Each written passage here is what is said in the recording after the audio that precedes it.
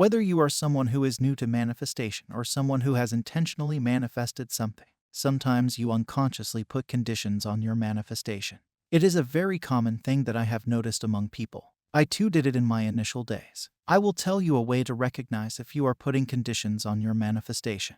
Also, I will talk about the success story of a person who repeated only one phrase several times and got what he wanted. Are you putting some conditions on your manifestation? How will you notice it? It is very simple to notice. If you are assuming that you will get something in the future, then you are putting some conditions on your manifestation. When you assume that a certain event will happen and then only you will be able to experience your manifestation, you are also putting some conditions on your manifestation.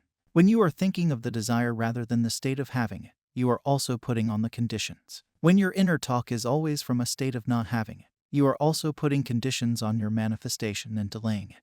When you are hoping for it to happen, then you delay it. Although hope is a good thing for some people, if you are serious about manifesting something, then hope is also a roadblock. I am not saying that hoping for something to happen is bad. I am only saying to claim it boldly as a present fact to make it happen. You are not living in the state of a wish fulfilled when you hope that it will happen someday. Now that you see, I have mentioned something that you are not consciously aware of all the time. There are many things that you are unconsciously doing that are delaying your manifestation.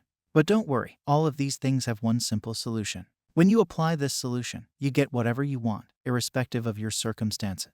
This solution is to claim that you already got what you wanted by using a statement that will be true once you get it.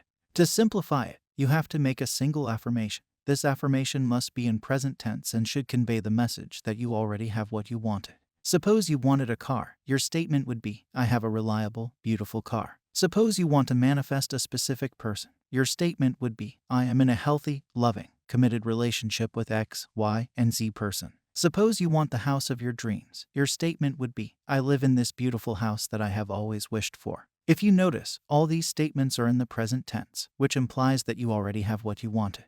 They don't say that I will get it in the future, or that I will get it someday, or that when some certain event will happen, then only I will get it. These statements boldly claim that I have or I am rather than I will. So, whenever your inner dialogues are not matching these I have or I am statements, you are in a way delaying your manifestation. The mental pictures you are forming internally when you say you will get something will always evoke a feeling of not having your desire. And thus you are not applying the law of assumption. And it is creating an unnecessary block for you. Just creating this one single statement that would be true once you get the desire is all that is required from you. Whenever you observe some doubts appearing within you, just repeat this affirmation. This single affirmation has helped so many individuals get what they wanted, and it can help you too. I will tell you the story of a person who was greatly benefited by repeating a single statement that helped him manifest an enormous amount of money. This is the story of a boy who was very poor. He set a goal for himself. The goal was to become secure financially and become great in his life.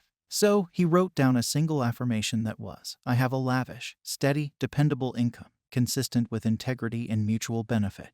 I know some of you have heard about this affirmation. Well, this affirmation was created by Dr. Robert Millikan when he was young.